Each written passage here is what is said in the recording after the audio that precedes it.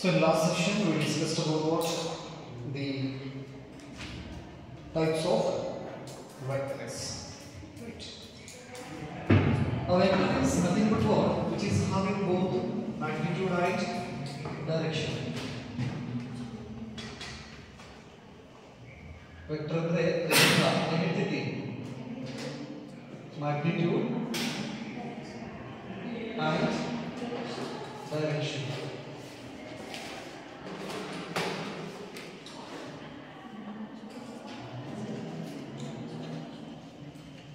Scalar quantities ಅಂತ ಬಂದ್ರೆ scalar quantity ಹತ್ರ ಓನ್ಲಿ ಮ್ಯಾಗ್ನಿಟ್ಯೂಡ್ ಇರೋದ್ರಿಂದ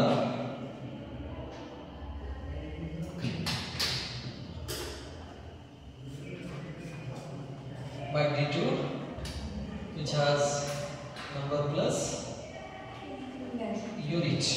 Magnitude ಅಂದ್ರೆ number plus unit ಇರಬೇಕು. ಬಟ್ ವೆಕ್ಟರ್ ಕ್ವಾಂಟಿಟಿ ಅಂದ್ರೆ magnitude ಮತ್ತೆ ಡೈರೆಕ್ಷನ್ಸ್ ಇರಬೇಕು.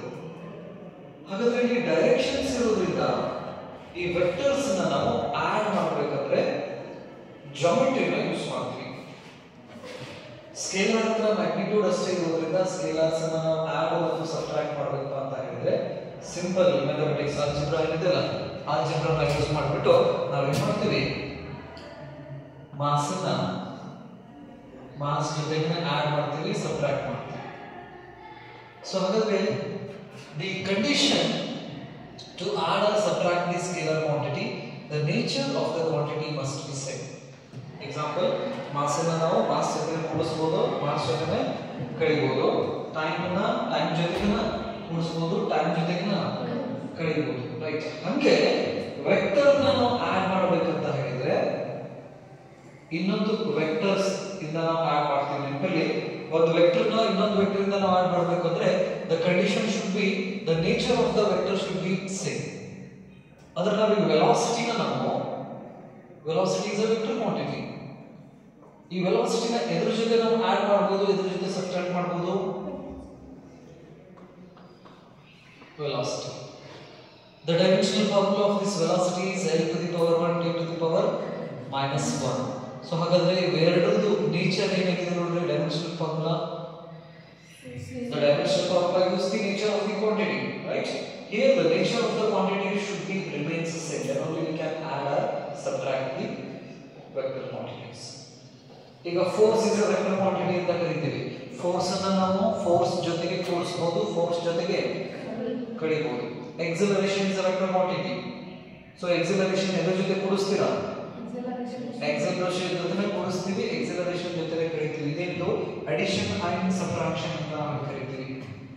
ಬಟ್ ಮಲ್ಟಿಪ್ಲಿಕೇಶನ್ಸ್ ಬಂದಾಗ ಅಥವಾ ಡಿವಿಷನ್ಸ್ ಬಂದಾಗ ಯಾವುದಾದ್ರೂ ವೆಕ್ಟರ್ಸ್ ಇಂದ ನಾವು ಏನು ಮಾಡಬಹುದು, ಇನ್ನೊಂದು ವೆಕ್ಟರ್ ನ ಮಲ್ಟಿಪ್ಲಿಕೇಶನ್ ಮಾಡಬಹುದು.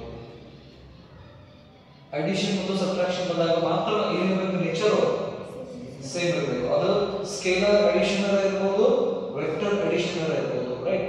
ಬಟ್ ಈ ವೆಕ್ಟರ್ ದಲ್ಲಿ ಡೈರೆಕ್ಷನ್ಸ್ ಇರೋದ್ರಿಂದ ನಾವು ಜಾಮೆಟ್ರಿಕಲ್ ರೂಲ್ಸ್ ಅನ್ನು ನಾವು ಏನು ಮಾಡ್ತೀವಿ, ಅಪ್ಲೈ ಮಾಡ್ತೀವಿ. ಹಾಗಾದ್ರೆ the general rule for addition of vectors, general rule says that, heading number,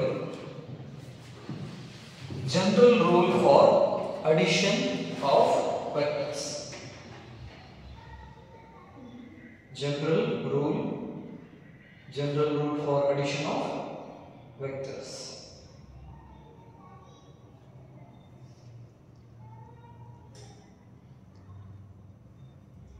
General rule for addition of vectors. The vector is represented by a straight line with arrowhead. ಹಾಗಾದ್ರೆ ಒಂದು vector ನ ಈ ರೀತಿ straight line ಒಂದು arrow mark ಇಂದ represent ಮಾಡ್ತಾರೆ. General rule ಏನು ಹೇಳ್ತಿತ್ತು ಅಂದ್ರೆ ಮೊದಲನೇ ವೆಕ್ಟರ್ ತೆಗಿ ಮೇಲ್ಗಡೆ ಎರಡನೇ ವೆಕ್ಟರ್ ಬಾಲ್ ಬರಬೇಕು. ಅಂದ್ರೆ the tail of the second vector should come on the head of the first vector.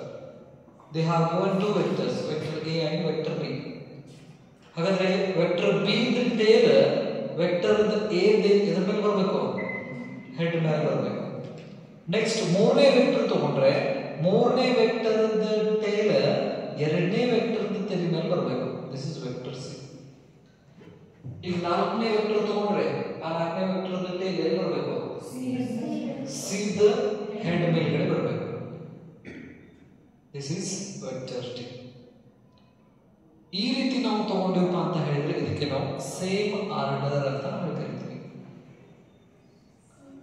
Same order ಅಂತ ಹೇಳಿದ್ರೆ ಒಂದನೇ ವೆಕ್ಟರ್ ತಲೆ ಮೇಲೆ ಎರಡನೇ ವೆಕ್ಟರ್ದ ಟೇಲ, ಎರಡನೇ ವೆಕ್ಟರ್ದ ತಲೆ ಮೇಲೆ ಮೂರನೇ ವೆಕ್ಟರ್ದ ಟೇಲ, ಮೂರನೇ ವೆಕ್ಟರ್ದ ತಲೆ ಮೇಲೆ ನಾಲ್ಕನೇ ವೆಕ್ಟರ್ದ ಟೇಲ್. ಈ ತರ ನಾವು ಏನಾದ್ರು ವೆಕ್ಟರ್ಸ್ ಅನ್ನ ತಗೊಬಹುದು ಅಂದ್ರೆ ಇದಕ್ಕೆ ನಾವು ಸೇಮ್ ಆರ್ಡರ್ ಅಂತ ನಾವು ಕರಿತೀವಿ. ಹಾಗಾದ್ರೆ this is the initial position, this one is initial position and this one is final position.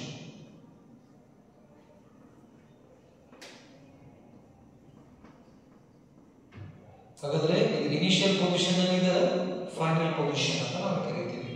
From initial to final if we draw a vector, that vector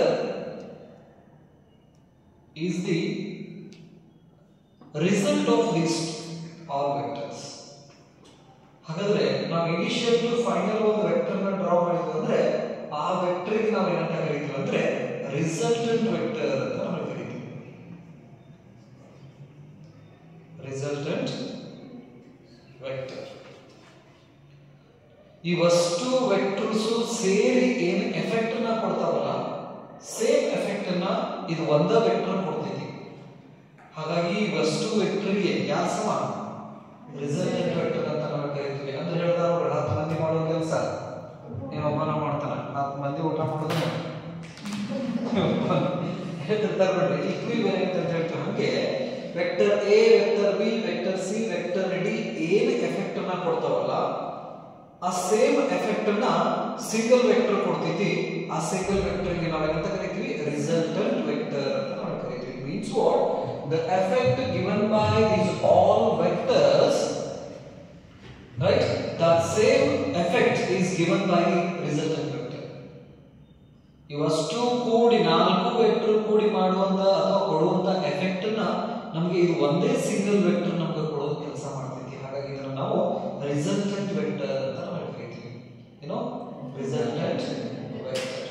same effect 4 vector ಕೊಡೋದು effect, ಈ ಹೊಸ vector ಕೊಡೋ effect ಎರಡು ಏನಿರ್ತಾವ same ಇರ್ತೈತಿ, right? So this is the general rule. Vectors ಅನ್ನ ನಾವು add ಮಾಡಬೇಕಂದ್ರೆ ಈ ರೀತಿ ನಾವು ಏನು ಮಾಡ್ತೀವಿ, ಕೊಟ್ಟಿದ್ದ ವೆಕ್ಟರ್ಸ್ ಅನ್ನ ಅರೇಂಜ್ ಮಾಡ್ಕೊಂತ ಹೋಗ್ತೀವಿ.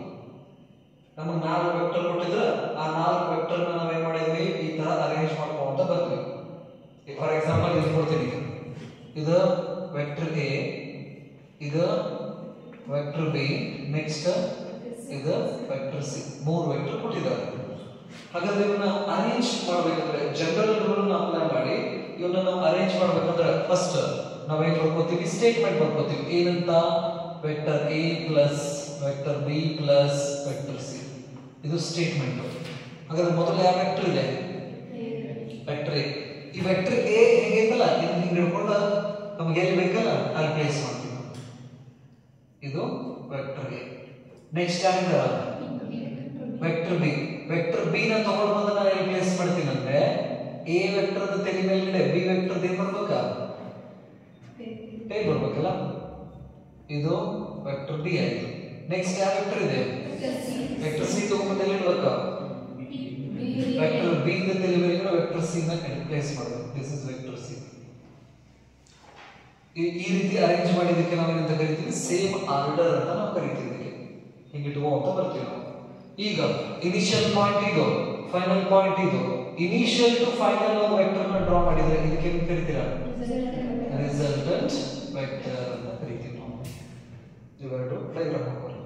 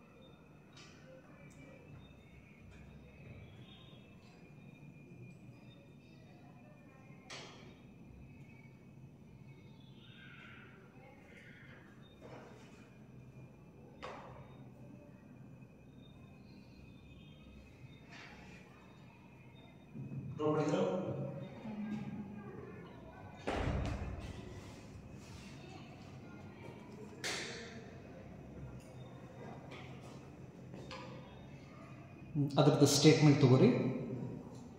ಇದರದ್ದು general rule for addition of vectors.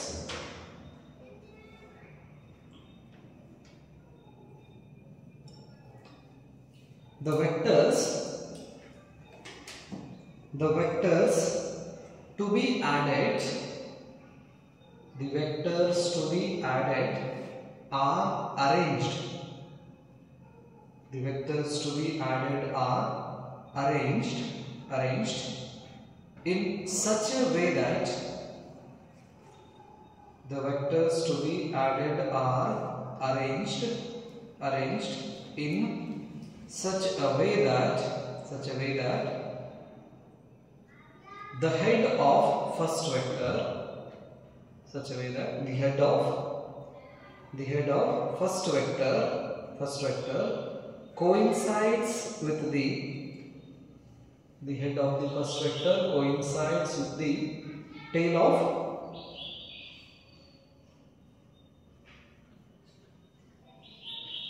the head of first vector coincides with the tail of second vector. Comma, whose head coincides with the whose head coincides with the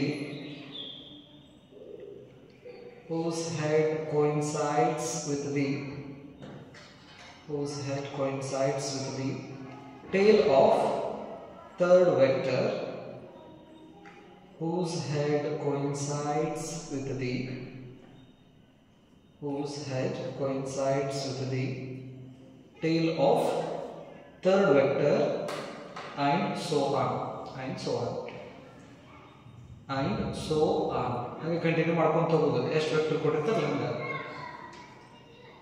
So then the single vector drawn from the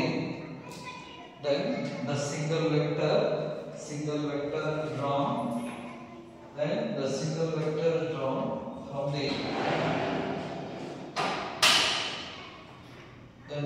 vector drawn from the tail of the first vector to the single vector drawn from the tail of first vector to the head of the last vector. Tail of first vector to the head of last vector represents their resultant.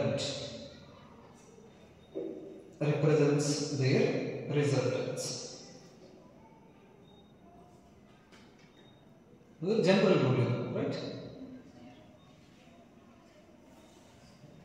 In a resultant vector andre adnu barkodi. Resultant of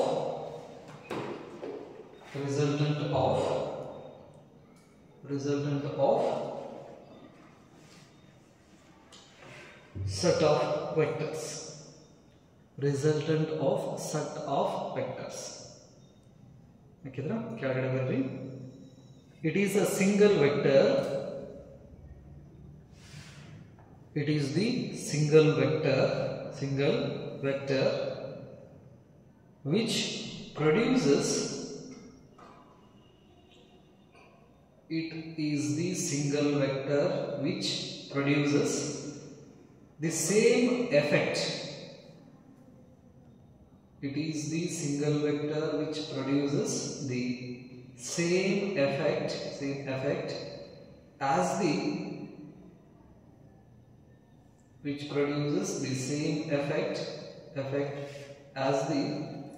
effect produced by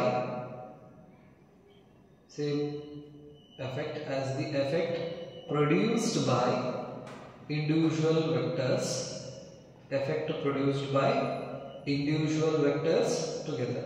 Individual vectors together.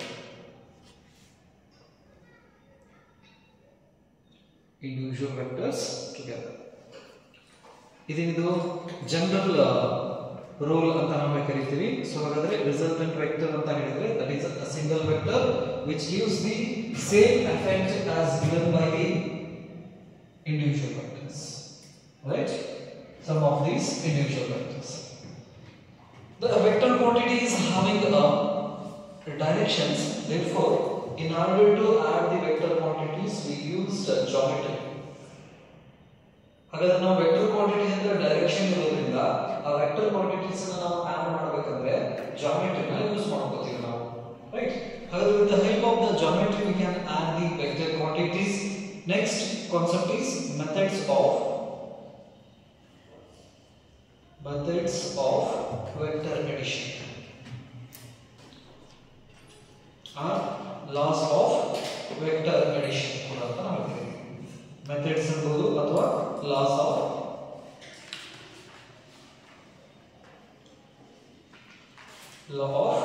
Vector addition.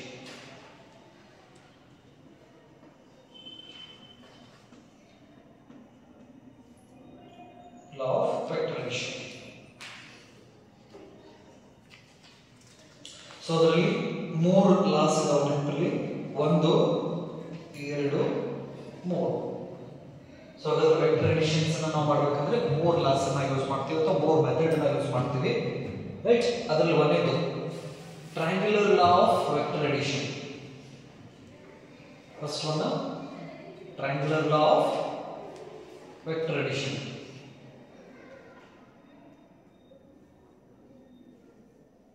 Triangular law of vector addition. ಎರಡನೇದು parallelogram law of vector addition. ಒಂದೇದು triangular law of vector addition. ಎರಡನೇದು parallelogram law of vector addition. ಮೂರನೇದು polygonal law of vector addition. ಇದನ್ನ exams ಕೇಳ್ತಾರೆ. Law of vector additions ಯಾವ್ದಾವುದು ಅಂತ ಹೇಳಿ, ಒಂದು ಟ್ರಯಾಂಗ್ಯುಲರ್ ಲಾ, ಇನ್ನೊಂದು ಪ್ಯಾರಲೋಗ್ರಾಮ್ ಲಾ, ಇನ್ನೊಂದು polygonal law. Polygonal law of vector addition ಬಂದು ಬ್ರಾಕೆಟ್ದಾಗ ಏನು ಮಾಡಿಬಿಟ್ರೆ ಜನರಲ್ ರೂಲ್, ಈಗ ಆಲ್ರೆಡಿ ಬರ್ಕೊಂಡಿರಲ್ಲ ಜನರಲ್ ರೂಲ್, ಅದನ್ನ ನಾವು ಪಾಲಿಗಾನಲ್ ಲಾ ಆಫ್ ವೆಕ್ಟರ್ ಅಡಿಷನ್ಸ್ ಗೆ ಅಪ್ಲೈ ಮಾಡ್ಕೊತೀವಿ. ಬರ್ದಾ? ಈಗ ಅದರೊಳಗಡೆ first one is triangular law of vector addition. First ಯಾವುದು?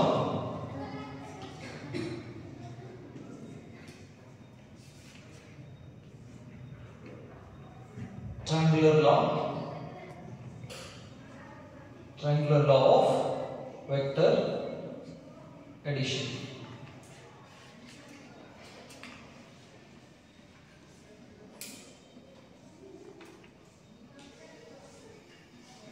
Triangular law of vector addition. So ಹಾಗಾದ್ರೆ ಟ್ರಯಾಂಗಲ್ ಅಂದ ತಕ್ಷಣನೇ ನಮಗೆ ಎಷ್ಟು ಸೈಡ್ಸ್ ಬರ್ತವೆ? 3 sides. 1 2 3. ಹಾಗಾದ್ರೆ ಟ್ರಯಾಂಗ್ಯುಲರ್ ಲೈನ್ ಹೇಳ್ತಿದ್ರೆ if they have given 2 vectors, ಏನೋ ಎಷ್ಟು ವೆಕ್ಟರ್? 2 ವೆಕ್ಟರ್ಸ್. 2 ವೆಕ್ಟರ್ ಏನಾದರೂ ನಮ್ಗೆ ಕೊಟ್ಟಿದ್ರಲ್ಲ, ಫಾರ್ ಎಕ್ಸಾಂಪಲ್ ವೆಕ್ಟರ್ ಎ ಇನ್ನೊಂದು ವೆಕ್ಟರ್ ಬಿ, ಈ ತರ 2 ವೆಕ್ಟರ್ ಕೊಟ್ಟಿದ್ದಾರೆ ನಮಗೆ.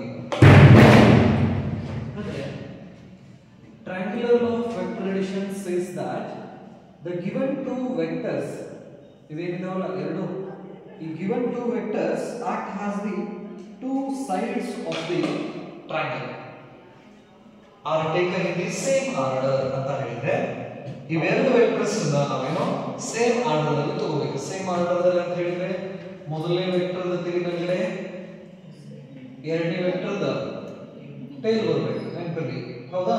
Sorry, before that, first step we should write the statement vector A plus vector B. Statement ಅನ್ನು ಬರ್ಕೋಬೇಕು. vector A plus B ಮಾಡಾಕತ್ತೇವು, vector B plus A ಮಾಡಾಕತ್ತೇವು. ಎರಡು ಹೇಳ್ತೀನಿ. First ನೇ ಇದು A plus B. The second one is vector B plus vector A. Right. So ಹಾಗಾದ್ರೆ first ಆ vector ಇದೆ ಇಲ್ಲಿ A vector ಇದೆ. ಹಾಗಾಗಿ A ವೆಕ್ಟರ್ ನ ಆಸ್ ಇಟ್ ಈಸ್ ತಗೊಂಡು ನಾನು ಇಲ್ಲಿ ಬರೀತೀನಿ. This is vector A. Next ಯಾವ ವೆಕ್ಟರ್ ತರಬೇಕು? Vector B. ವೆಕ್ಟರ್ B ನ ತಗೊಂಡು ಎಲ್ಲಿ ಪ್ಲೇಸ್ ಮಾಡಬೇಕು? The tail of vector B should come on the head of the vector A. ಈ ರೀತಿ ಸೇಮ್ ಆರ್ಡರ್ನಲ್ಲಿ ನಾವು ತಗೋಬೇಕು. ಹಾಗಾದ್ರೆ ಇವೆರಡು ಟ್ರಯಾಂಗಲ್ ಎರಡು ಸೈಡ್ ಆದ್ರೆ the resultant vector is the third side of the triangle, which is start from the tail of the first vector to the head of the last vector. This is called what? Resultant vector. ಹಾಗಾದ್ರೆ this resultant vector is equal to the sum of the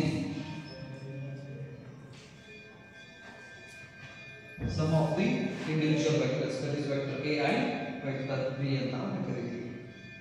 ಹಾಗಾದ್ರೆ ಈಗ ನೋಡಿ ಯಾವ shape ಬಂತಿದೆ, triangle shape ಬಂತು.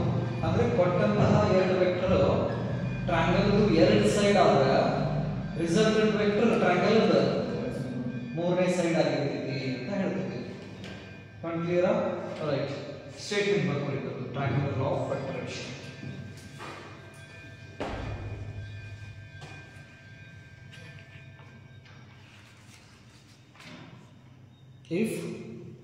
If two vectors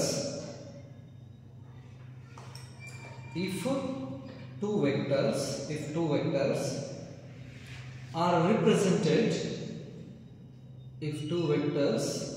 if two vectors are represented both in magnitude and direction, if two vectors are represented both magnitude and direction by the two sides of a triangle. Two vectors are represented both in magnitude and direction by the two sides of a triangle. Two sides of a triangle taken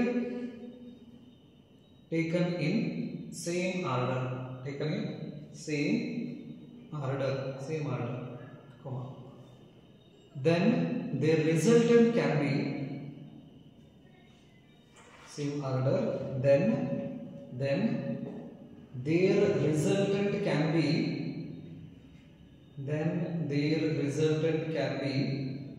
completely represented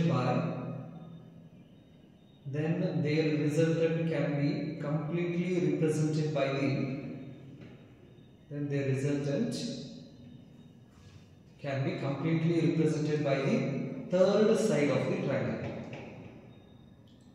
Third side of the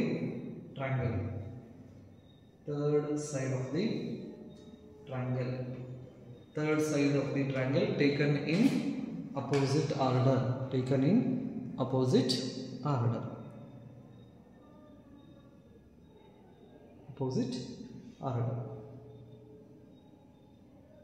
Draw that diagrams. our diagram ಹಾಕೋರಿ. Triangular law of vector addition ಕೆಳಗಡೆ ಏನಿದಾವಲ್ಲ ಅವಷ್ಟು. So this is vector additions.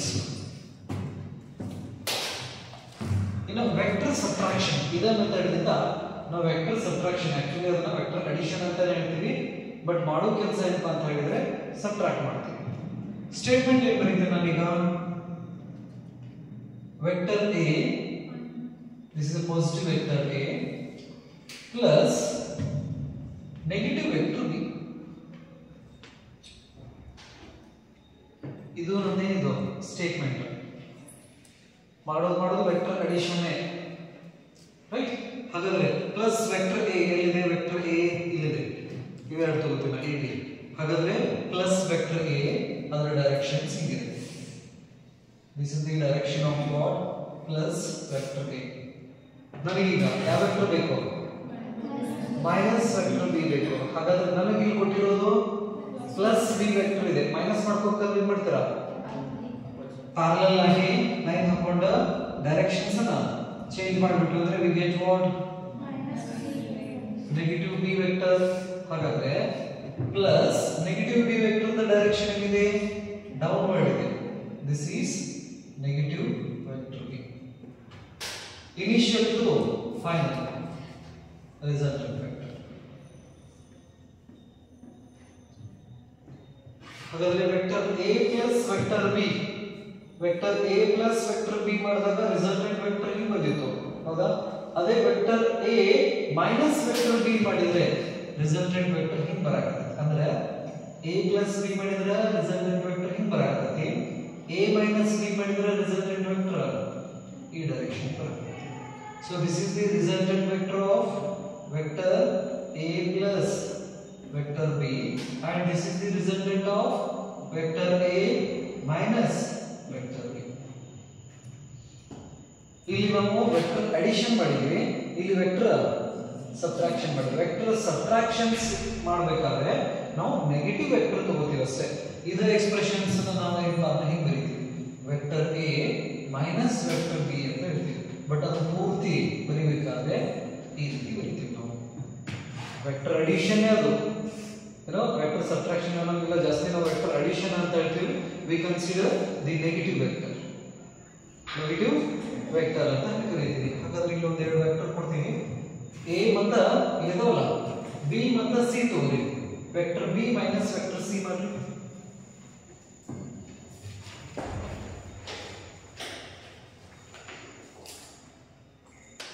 Like this, we can add and we can subtract the vectors by triangular law of vector additions. ಈ triangular law of vector additions ಇಂದ ನಾವೇನು ಮಾಡಬಹುದು, vectors ಅನ್ನ add ಮಾಡಬಹುದು, vectors ಅನ್ನ ಸಬ್ಟ್ರಾಕ್ಟ್ ಮಾಡಬಹುದು. Point clear ಆದಷ್ಟು? Okay. Next, parallelogram law of vector addition. Parallelogram law of vector addition.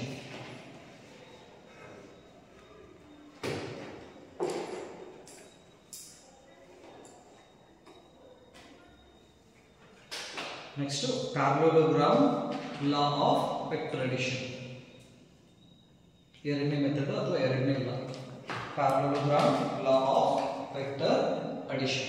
ಇವುಗಳು ಸ್ಟೇಟ್ಮೆಂಟ್ ಕೇಳ್ತಾರೆ ಎಕ್ಸಾಮ್ಸ್ ಗೆ. State triangular law of vector addition or parallelogram law of vector addition. ಬರೋದಾ ಈ ಕಡೆ. So ಹಾಗಾದ್ರೆ here they have given two vectors, vector a and vector b. ಈ ಎರಡು vector ನಾವು triangular method ಅನ್ನು ಯೂಸ್ ಮಾಡಿ ಆಡ್ ಮಾಡಿದ್ವಿ. ಹಾಗಾದ್ರೆ ಇವೇ ಎರಡು ವೆಕ್ಟರ್ಸ್ ಅನ್ನು ನಾವು ಪ್ಯಾರಲೋಗ್ರಾಮ್ ಲಾ ಮೆಥಡ್ ಅನ್ನು ಕೂಡ ಆಡ್ ಮಾಡಬಹುದು.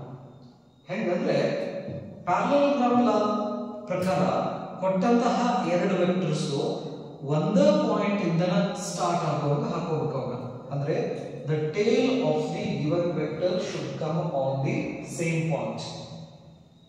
ಈ ವೆಕ್ಟರ್ a ಇದೆ, ವೆಕ್ಟರ್ a ದ ಟೇಲ್ ಎಲ್ಲಿ ಬರಬೇಕು, ಈ ಪಾಯಿಂಟ್ ಮೇಲೆ ಬರಬೇಕು. ಪಾಯಿಂಟ್ ಇಂದ ಟೇಲ್ ಸ್ಟಾರ್ಟ್ ಆಗುತ್ತೆ. ಈ ಟೇಲ್ ಇಲ್ಲಿಂದ ಹಿಂಗ್ ಹೊಂಟಿದೆ, ಇದೇನಿದು vector a. Next vector b the tail ಎಲ್ಲಿಂದ ಚಲೋ ಹೋಗ್ತಾ, ಈ ಪಾಯಿಂಟ್ ಇಂದ ಚಲೋ ಹೋಗ್ತಾ. ಯಾವ ಕಡೆ ಇದೆ ವೆಕ್ಟರ್ b, ಮೇಲ್ಗಡೆ ಇದೆ. This is vector b. ಅಂದ್ರೆ ಈ ರೀತಿ ವೆಕ್ಟರ್ ಕೊಟ್ಟಿದ್ರು ಅಂದ್ರೆ ಇವನ್ನ ನಾವು ಟ್ರಯಾಂಗ್ಯುಲರ್ ಲಾದಿಂದನೂ ಆಡ್ ಮಾಡಬಹುದು, ಪ್ಯಾರಲೋಗ್ರಾಮ್ ಲಾದಿಂದನೂ ಆಡ್ ಮಾಡಬಹುದು. ರಿಸಲ್ಟ್ ನಮಗೆ ಸೇಮ್ ಬರ್ತೈತಿ, ನೆನಪಿರಲಿ, ರಿಸಲ್ಟ್ ಏನು ಚೇಂಜ್ ಆಗೋದಿಲ್ಲ. ಹಾಗಾದ್ರೆ when we construct these given vectors act as the two sides of the parallelogram, the resultant vector is a vector drawn from the same point. ಈ parallelogram ನಲ್ಲಿ ಎರಡು ಡಯಾಗೋನಲ್ಸ್ ಬರ್ತಾವ ನಮಗೆ, ಹಿಂಗೊಂದು ಹಿಂಗೊಂದು. ಹಾಗಾದ್ರೆ ಯಾವ ಡಯಾಗೋನಲ್ ಅವೆರಡೂ ವೆಕ್ಟರ್ ಸ್ಟಾರ್ಟ್ ಆಗಿದ್ದ ಪಾಯಿಂಟ್ ಇಂದ ಸ್ಟಾರ್ಟ್ ಆಗ್ತಿದಲ್ಲ, ಆ ಡಯಾಗೋನಲ್ಲೇ ರಿಸಲ್ಟೆಂಟ್ ವೆಕ್ಟರ್ ಆಗಿರ್ತೈತಿ. The diagonal which starts from the same point of vector a and vector b, that vector is called what? Resultant vector. Vector a ಮತ್ತು ವೆಕ್ಟರ್ b ಪಾಯಿಂಟ್ ಎಲ್ಲಿಂದ start ಆಗಿರ್ತೈತಲ್ಲ, ಅದೇ point ಇಂದ start ಆದಂತಹ ಡಯಾಗೋನಲ್ಲೇ resultant vector ಆಗಿರ್ತೈತಿ. ಈಗ ಇನ್ನೊಂದು diagonal ಬರ್ತೈತಿ, ಇಲ್ಲಿ ಹಾಕಿದ್ರೆ ಹೌದಾ, ಅದು ಸ್ಟಾರ್ಟಿಂಗ್ ಪಾಯಿಂಟ್ ಇಂದ ಚಲೋ ಆಗೈತೆ ಹಂಗೆ ಇಲ್ಲ. ಸೊ ಹಾಗಾಗಿ ಅದನ್ನ ನಾವು ರಿಸಲ್ಟೆಂಟ್ ಅಂತ ಹೇಳೋದಿಲ್ಲ.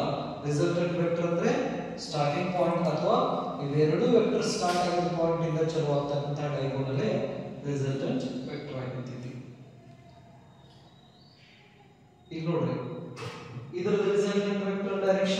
ಇದರ ರಿಸಲ್ಟೆಂಟ್ ವೆಕ್ಟರ್ ಡೈರೆಕ್ಷನ್ ಎರಡು ಏನಿದಾವೆ ಸೇಮ್ ಇದಾವೆ. ಅಂದ್ರೆ ನಾವು ಟ್ರಯಾಂಗ್ಯುಲರ್ ಲಾದಿಂದ ಯೂಸ್ ಆಡ್ ಮಾಡಬಹುದು, ಪ್ಯಾರಲೋಗ್ರಾಮ್ ದಿಂದ ಮಾತ್ರ ಆಡ್ ಮಾಡಬಹುದು, ರಿಸಲ್ಟ್ ಮತ್ತು ಸೇಮ್ ಅದ.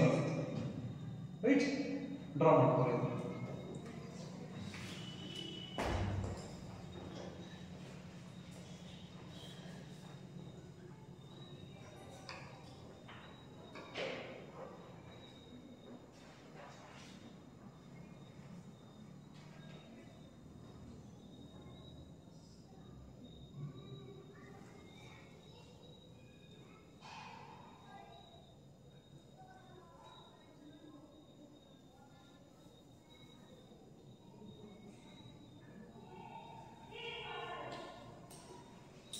ನಾವು ನೋಡಿದ ಸ್ಟೇಟ್ಮೆಂಟ್ ಇದು.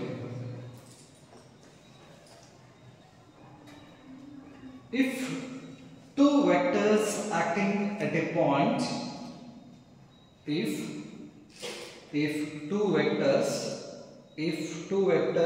acting at a point, if two vectors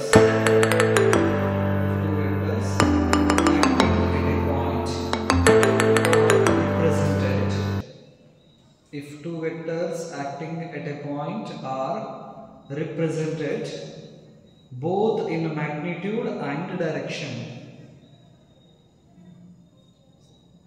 If two vectors acting at a point are represented both in magnitude and direction. Both magnitude and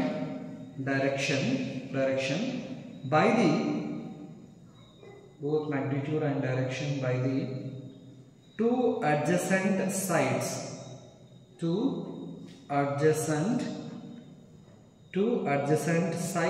of the parallelogram.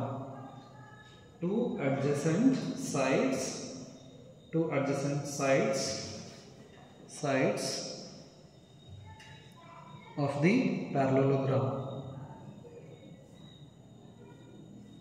of the parallelogram. Then their resultant can be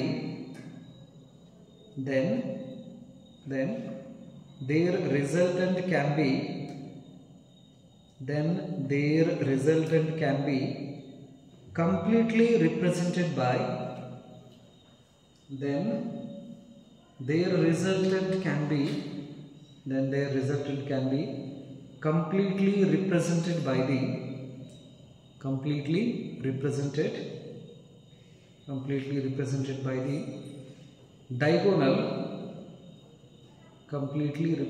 by the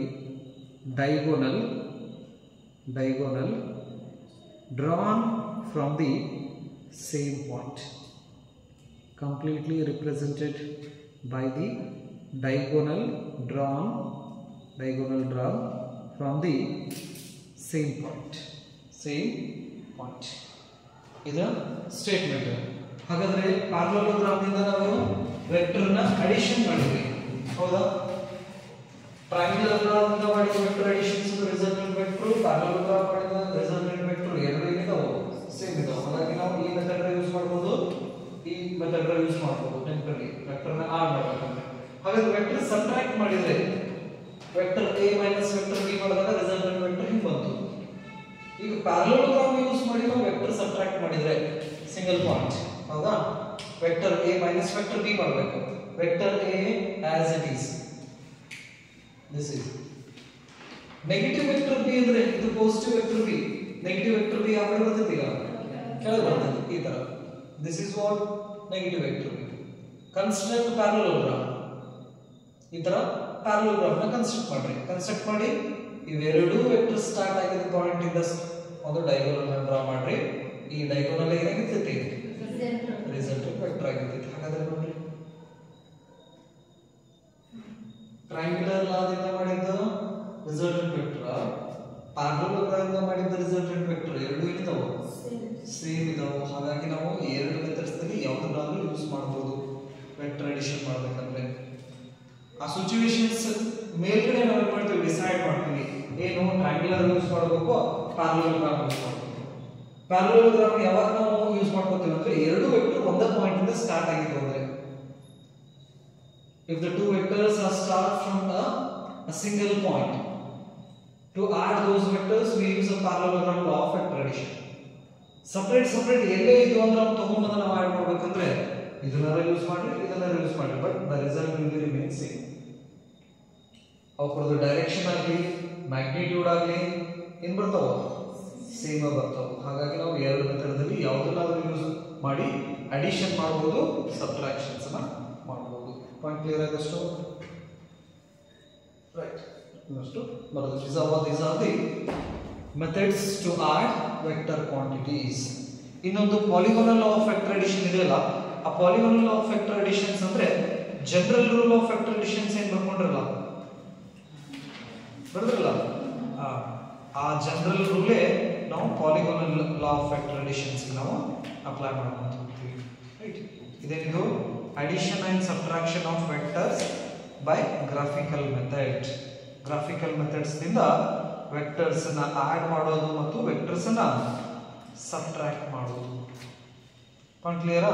ಸರಿ, ಈಗ order ಪ್ರಕಾರ vector A plus vector B ಮಾಡ್ರಿ, vector B plus vector A ಮಾಡಿದ್ರೆ result ಏನ್ ಬರ್ತೈತಿ check ಮಾಡ್ಕೊಳ್ಳಿ. ಎರಡು vector ಯಾವುದು vector A vector B. Statement ಏನು? First vector A plus vector B ಮಾಡ್ಕೋತೀನಿ ನಾನು. ವೆಕ್ಟರ್ ಎ ಯಾವ ಕಡೆ ಇದೆ? This is the direction of vector A. Next ಯಾವ ವೆಕ್ಟರ್ ಬರಬೇಕು? This is vector B. Resultant is initial to final. ಇದು resultant vector ಆಯ್ತು. ಈಗ ನಾನು ಏನು ಮಾಡ್ತೀನಿ? Statement vector B plus vector A ತಗೋತೀನಿ ಸ್ಟೇಟ್ಮೆಂಟ್. ಫಸ್ಟ್ ಯಾವ ವೆಕ್ಟರ್? B vector. ಹೌದಲ್ಲ? ನೆಕ್ಸ್ಟ್ ಯಾವ ವೆಕ್ಟರ್? Vector A.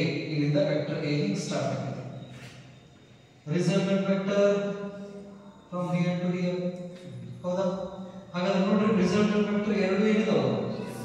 ಸೇಮ್ ಇದಾವು. ಅಂದ್ರೆ vector A plus vector B ಅರ ಮಾಡ್ರಿ ಅಥವಾ vector B plus vector A ಅರ ಮಾಡ್ರಿ, the value resultant vectors, the value of resultant vector and direction of the resultant vector will remains same ಅಂತ ನಾವು ಹೇಳ್ತೀವಿ. ಬರ್ಕೊಳ್ಳಿ, a plus b ಅರ ಮಾಡ್ರಿ, b plus a ಅರ ಮಾಡ್ರಿ, ಮ್ಯಾಗ್ನಿಟ್ಯೂಡ್ ಏನಿರ್ತೈತಿ? ಸೇಮ್ ಬರ್ತದೆ.